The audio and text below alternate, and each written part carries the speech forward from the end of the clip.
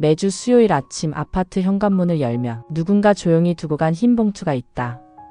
그 안엔 어김없이 3개의 플라스틱 반찬통이 담겨 있다.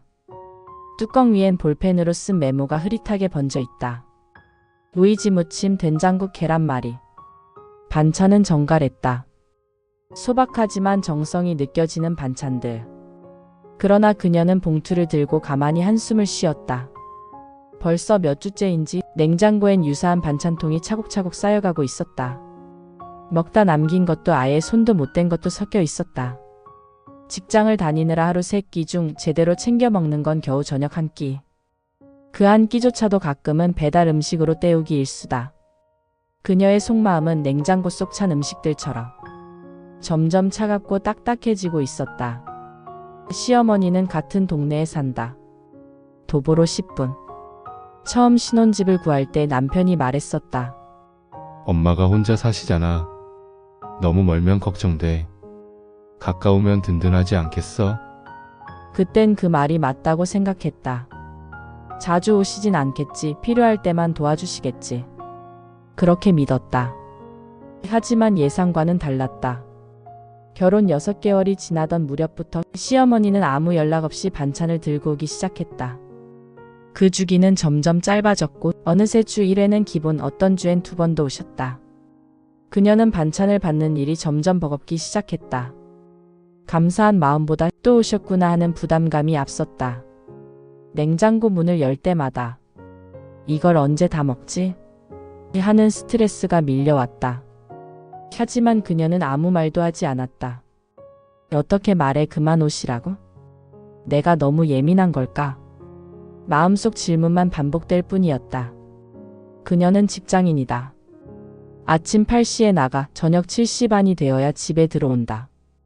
퇴근 후엔 겨우 밥 한 끼 먹고 설거지하고 그대로 침대에 쓰러지는 날도 많다.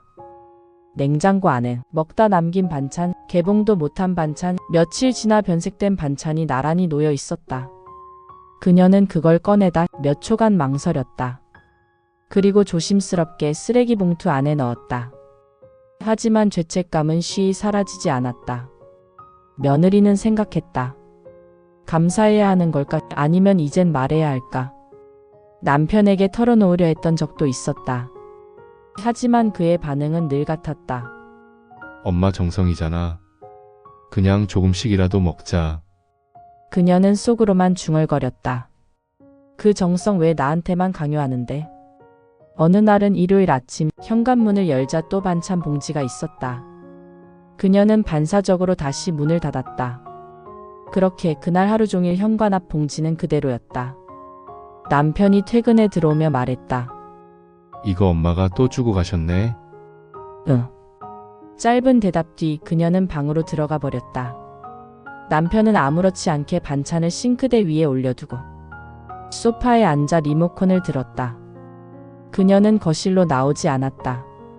그날 밤 조용히 반찬통을 싱크대 밑에 밀어 넣으며 그녀는 스스로에게 말했다. 이제는 이걸 보는 것도 싫다. 토요일 오후 장을 보고 돌아오던 길이었다. 엘리베이터 앞에서 그녀는 시어머니와 옆집 아주머니를 동시에 마주쳤다. 아주머니가 환히 웃으며 말했다. 어머, 오늘도 반찬 주러 오셨어요. 네, 우리 며느리가 바쁘잖아요. 제가 안 도와주면 안 돼요. 시어머니는 자랑스럽게 말했고 그녀는 억지 웃음으로 고개를 숙였다. 잠깐이었지만 그 순간이 너무 길게 느껴졌다. 그녀는 엘리베이터 안에서 단 한마디도 하지 않았다. 머릿속은 텅 비어 있었다. 난 언제까지 고마운 척을 해야 하지? 다음 주 또 반찬이 왔다. 그녀는 무심히 반찬통을 열었다가 그 안에 접힌 종이 한 장을 발견했다. 서툰 글씨였다. 하지만 또박또박 정성스러운 문장이 눈에 들어왔다. 은정아, 예전에 너 장조림 좋아한다고 했잖아. 이번엔 그걸 좀 만들어 봤어. 혹시 너무 자주 줘서 부담스러우면 말해줘. 그래도 넌 내 딸 같아서 그래. 고맙고 미안해. 엄마가. 그녀는 종이를 붙잡은 채 한참 동안 싱크대 앞에 서 있었다. 그리고 조용히 냉장고를 열었다. 이번엔 반찬통을 정리하지 않았다. 대신 조심스럽게 그 쪽지를 자석에 끼워 냉장고 위에 붙였다. 며칠 후 남편과 장을 보러 간 슈퍼에서 우연히 시어머니의 이웃을 마주쳤다. 그 아주머니는 그녀를 보며 말했다. 어머님이 옛날에 참 고생 많으셨어요. 남편분 돌아가시고 혼자 김밥 팔고 도시락 싸서 아들 하나 키우셨죠. 지금도 뭔가 안 챙기면 불안하다고 하시더라고요. 그녀는 아무 대답도 하지 못했다. 그동안 알고 싶지 않아. 알아보지도 않았던 이야기였다. 그날 밤 반찬통을 열며 그녀는 달라진 감정이 자신 안에서 차오름을 느꼈다. 불편함 대신 이해라는 이름의 조용한 따뜻함이 들어오기 시작했다. 그녀는 시어머니에게 전화를 걸었다. 처음으로 먼저. 어머니 이번 주말에 식사 같이 하실래요? 제가 차릴게요. 그날 그녀는 평소보다 조금 일찍 퇴근했다. 간단하지만 정성껏 잡채와 된장찌개를 만들고 밥상을 준비했다.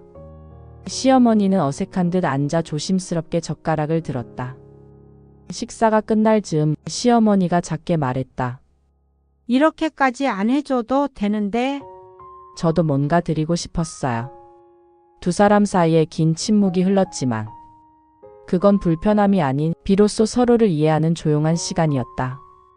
그 후에도 시어머니는 반찬을 해오셨다. 하지만 양은 줄었고 종류도 다양해졌다. 그리고 매번 짧은 쪽지 한 장이 따라왔다. 오늘은 덜 맵게 했어. 간장 좀 줄였어. 지난번엔 짰다며. 그녀는 그 쪽지들을 냉장고 문 위에 하나씩 모았다. 어느덧 20장이 넘었다. 그중 한 장엔 이렇게 적혀 있었다. 고맙다. 내 인생의 며느리로 와줘서. 그녀는 그 옆에 자신의 글씨로 이렇게 적었다. 저도 감사해요. 엄마가 되어주셔서. 사람마다 사랑을 표현하는 방식은 다르다. 누군가에겐 말이고 누군가에겐 물건이고 누군가에겐 반찬이다. 처음엔 불편했던 그 사랑이 지금은 냉장고 안에서 조용히 그리고 따뜻하게 그녀를 지탱해주고 있었다. 사랑은 가끔 불편하게 찾아온다. 하지만 이해하고 나면 그 사랑은 조금 짠하고 꽤 따뜻하다.